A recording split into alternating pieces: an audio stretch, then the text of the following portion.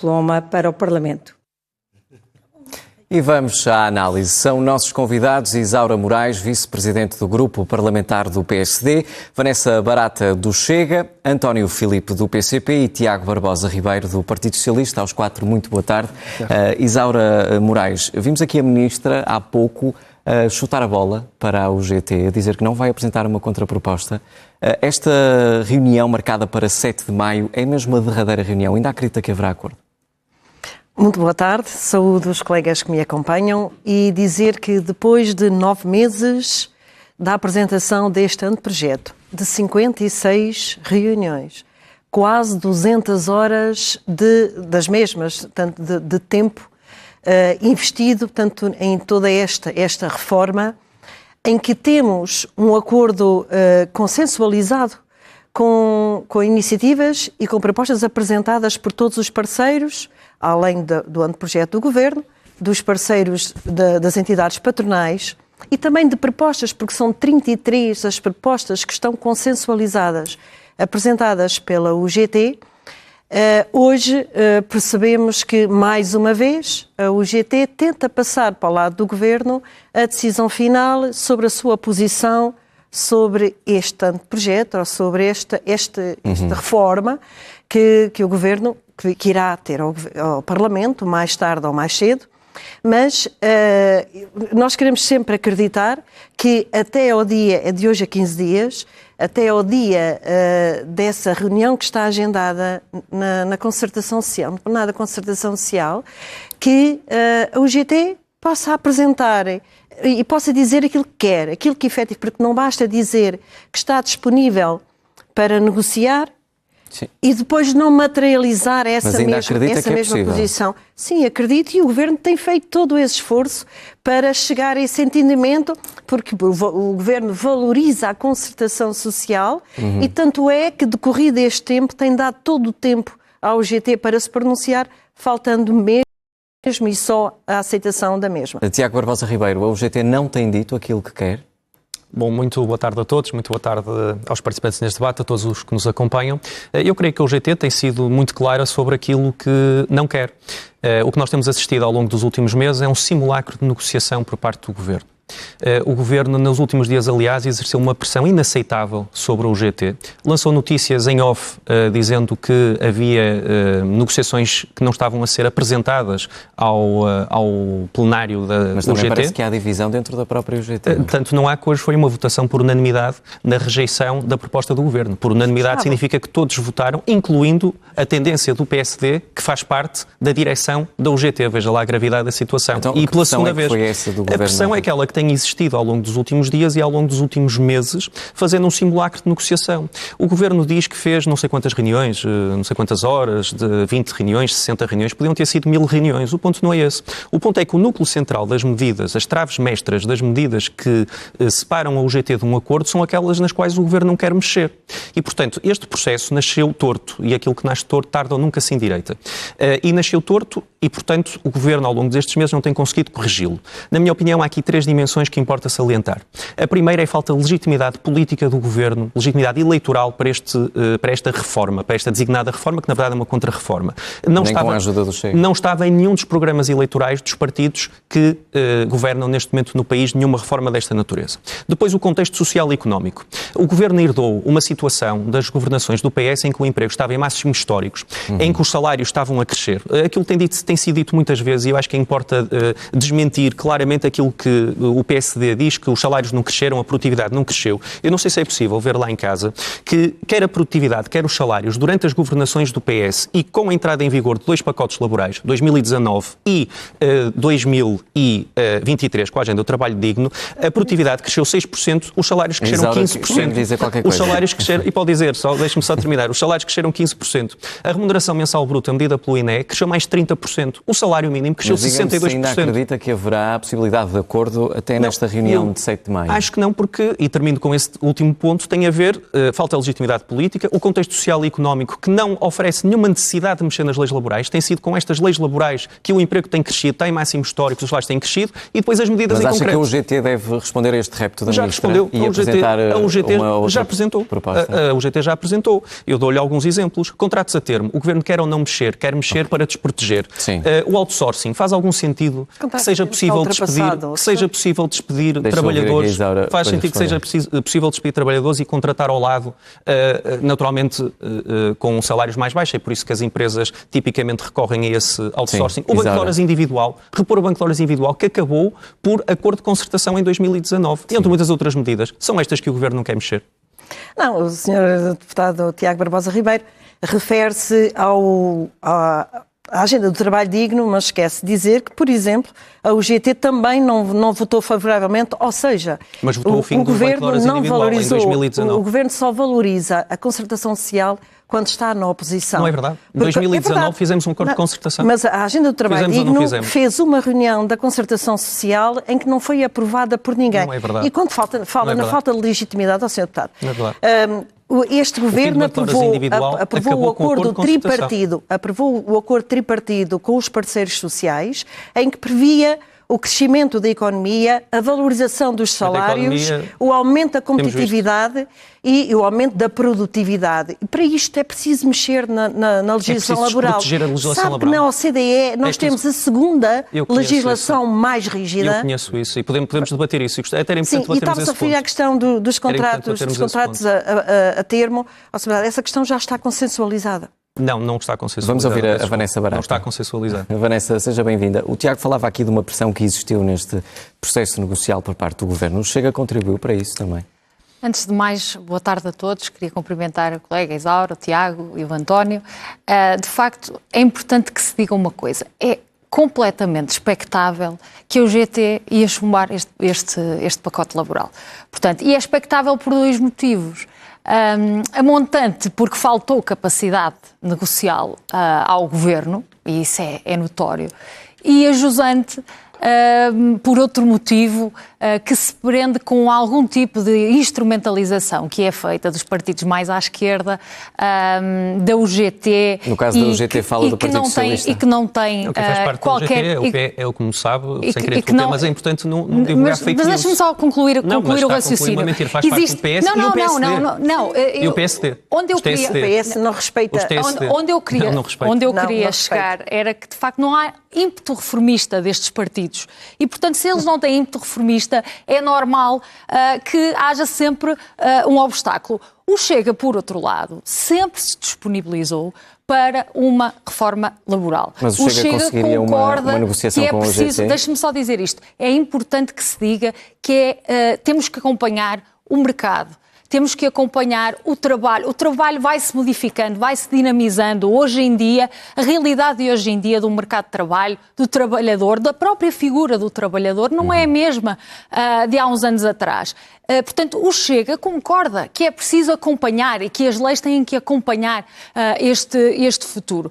Agora, há uma coisa que é importante dizer também, que é lamentar que o PSD não se tenha sentado já mais cedo à mesa com o Chega, que é o único partido que concorda com esta reforma laboral, é o único partido que concorda, é o único partido, é o partido que pode dar essa maioria para que o Governo possa levar a bom porto esta reforma e, de facto, o Mas quando chegar ao Parlamento poderá haver essa oportunidade. Caso haja negociação.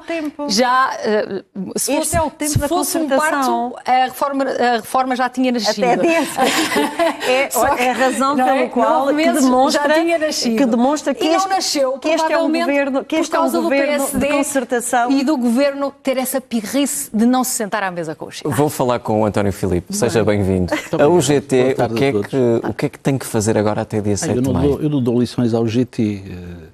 Eu creio é que nós estamos aqui perante duas realidades. Uma, a apresentação de uma proposta da parte do Governo que não deixa pedra sobre pedra do direito do trabalho. Quer virar o direito do trabalho apenas para o ar. E pôr o direito do trabalho como um ramo de direito ao serviço do patronato, em vez de ser um ramo de direito feito para proteger, de facto, a situação dos trabalhadores. E depois temos aqui nesta discussão o ausente mais presente, que é a luta dos trabalhadores. Porque não nos esquecemos que o impacto que teve a greve geral do passado dia 11 de dezembro, que aliás fez que vários partidos mudassem de opinião.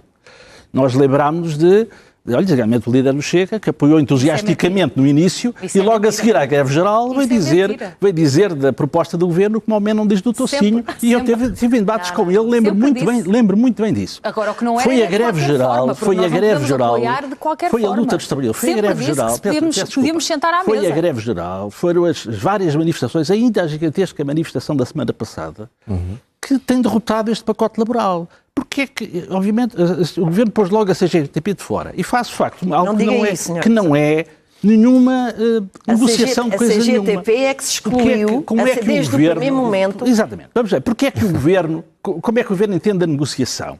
É assim, digam lá que direitos é que querem perder. Isto é a mesma coisa que eu chegar ali fora a ser assaltado. Então Deixem-me fazer uma comparação. Esta proposta propõe o aumento da licença de maternidade para mais um mês, paga a 100%. Só os patrões é que estão de acordo com esta proposta. Ainda não vi nenhum trabalhador defender esta proposta. Porquê? Porque quando os trabalhadores são confrontados com o que lá está na proposta do Governo, obviamente que só podem repudiar isto. E eu percebo perfeitamente que a UGT, mesmo que quisesse apoiar isto, depois tinha que encarar os trabalhadores. Ou seja, esta proposta vai para o Parlamento sem acordo, é isso? A UGT tinha que encarar os trabalhadores do local de trabalho com careca e ia dizer aos trabalhadores que aceitam estas coisas. Porque esta negociação, isto é a mesma coisa, eu ia dar um exemplo. Agora eu chegava ali à rua, era assaltado por qualquer larápio, e depois vinha o polícia e o polícia dizia: olha, diga lá, negociei aqui com o senhor, com este larápio, quer ficar sem o relógio ou sem a carteira. O que é que quer perder? Não, eu não quero perder. Eu tenho que defender os meus direitos. Nós temos uma legislação laboral que já fragiliza muito os trabalhadores. Não acredito em nenhuma margem para acordo até portanto, chegar ao Parlamento? Não, eu acho que, da parte dos trabalhadores, a posição que tem sido manifestada é muito clara. Muito clara. Se não fosse a luta que os trabalhadores têm feito, e aí honra seja feita à CGTP, isto já tinha sido aprovado. Não tenho dúvida nenhuma. Não tenho.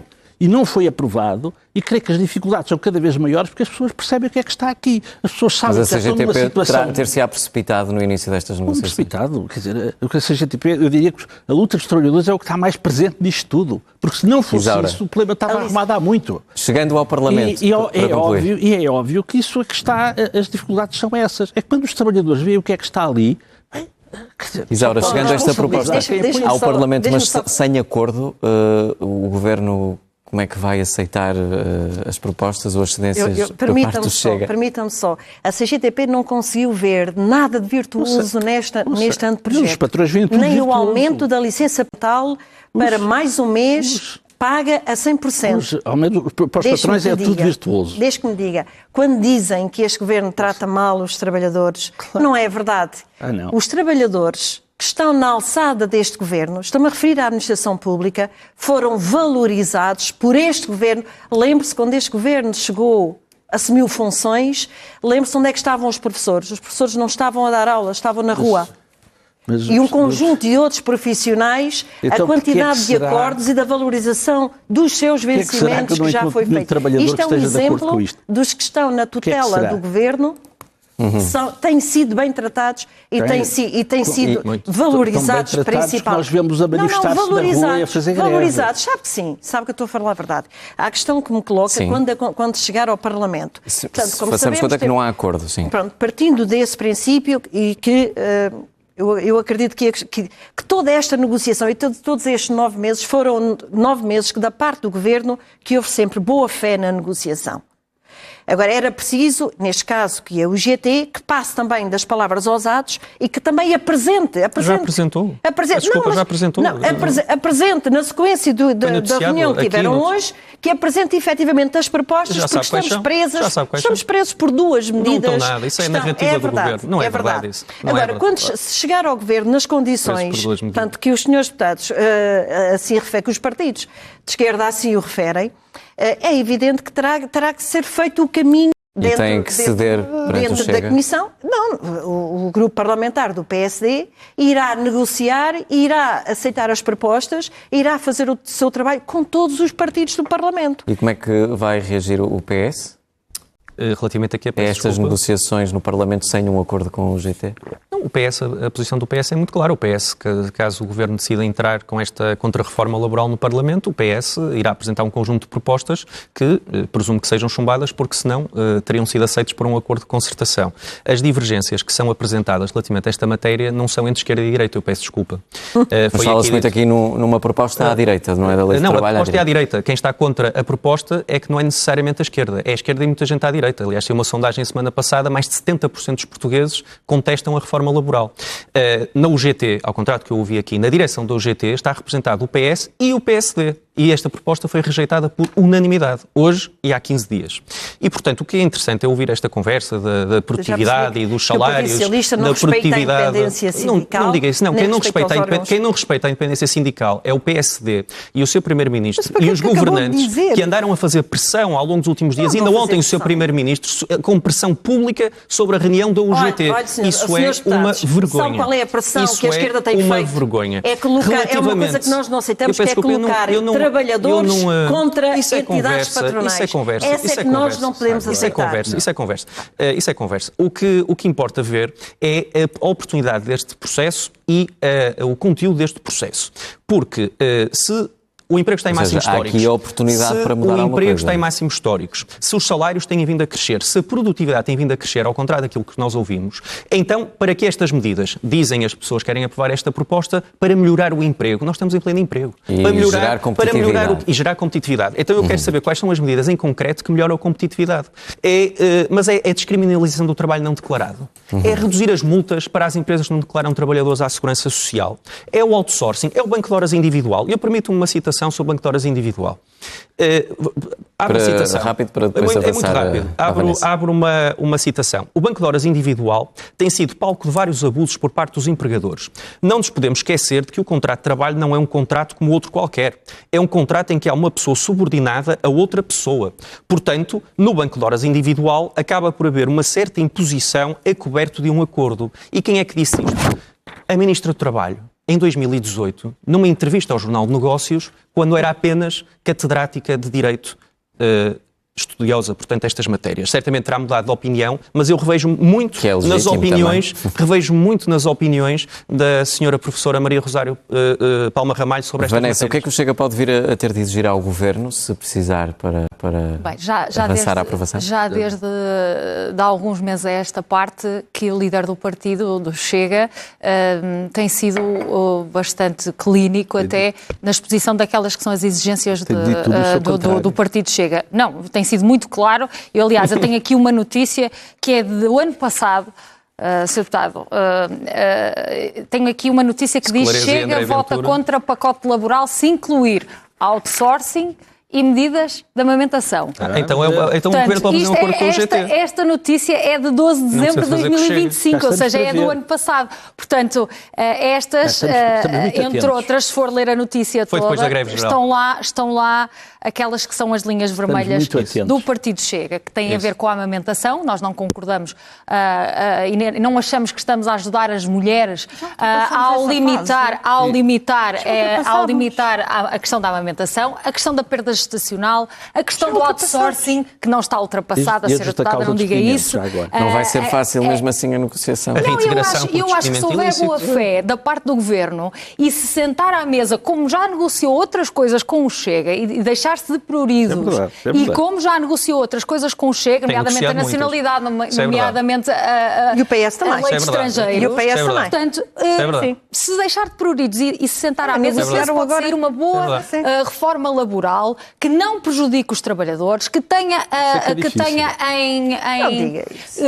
em conta e em boa conta o equilíbrio, que é isso que nós procuramos no Chega, é o equilíbrio entre aquilo que são os interesses dos trabalhadores e aquilo que são os interesses dos patrões das empresas, que são eles que geram a riqueza, são eles que têm as empresas, são eles que pagam os salários. E, portanto, nós temos que arranjar um equilíbrio entre os trabalhadores e entre os empregadores. António Filipe, não há empresas sem trabalhadores, nem há trabalhadores sem empresas. Não há empresas sem trabalhadores. E essa questão de estarem sempre a colocar os trabalhadores trabalhadores contra as entidades empregadoras é algo que isso já não se usa. Ultrapassa esta questão. E dizer-vos outra coisa.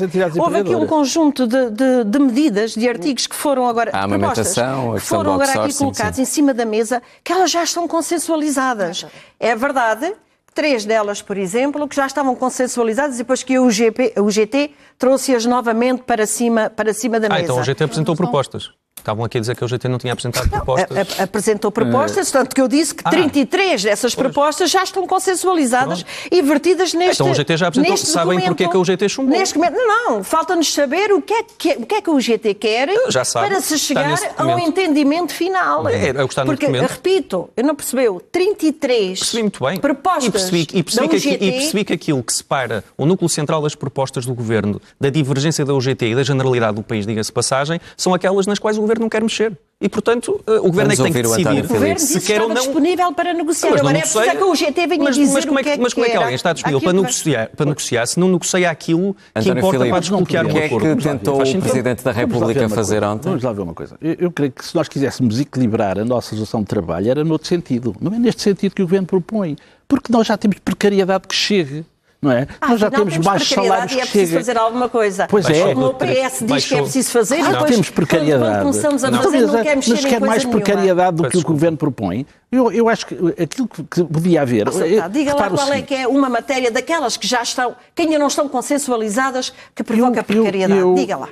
Mas quantas quer? Despedimento do trabalhador, a não reintegração do trabalhador em caso de reconhecimento da ilegalidade do despedimento pelo Tribunal. Em que se prevê o reforço na indenização. Nem que haja uma decisão de ilegalidade, o trabalhador perde o direito à reintegração. Isto não põe em causa a precariedade, não é uma situação que agrava a precariedade. Assim tantos casos. Eu creio que... trabalhadores que tinham sido Deixa o António Filipe concluir. Eu quero saber do princípio que a lei estabelece. Conhece assim tantos casos que em pequenas empresas... Esta legislação de trabalho que temos é uma legislação, é o Código Bagão-Félix 2003 com mais de 20 alterações em cima. É raro o ano em que não tem havido alterações no sentido desfavorável aos trabalhadores. Se nós quiséssemos equilibrar a relação laboral e ter um direito do trabalho como deve ser, devíamos repor um princípio básico do direito do trabalho que foi afastado por este Código, que é o princípio de tratamento mais favorável do trabalhador.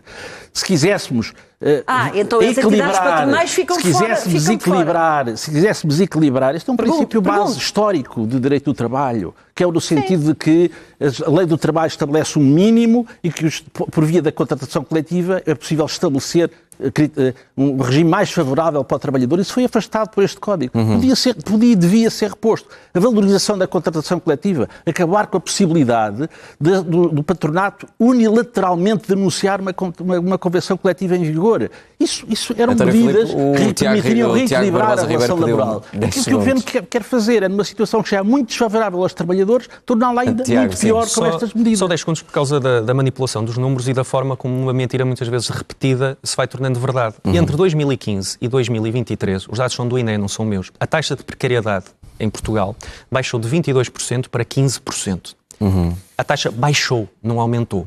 E baixou com a legislação laboral aprovada pelos governos do Partido Socialista. Não houve um indicador, eu desafio o PSD ou qualquer outro partido a dizer qual foi o indicador das relações laborais, taxa de precariedade, desemprego jovem. O desemprego jovem hoje em dia é elevado, está na casa dos 20%. Era acima dos 30% quando o PS começou a governar. A taxa de desemprego, o salário médio, a taxa média bruta de remuneração, a taxa bruta de remuneração, foi o PS que aumentou o período experimental a taxa bruta de remuneração mensal, medida pelo INE, aumentou mais de 30% durante a governação do PS. O salário mínimo subiu 62%, aliás, com o voto contra do PSD. Isto são números, são indesmentíveis. Eu queria 10 segundos para a Vanessa para terminar. Não posso. Tenho a indicação de que já temos de terminar. Obrigado aos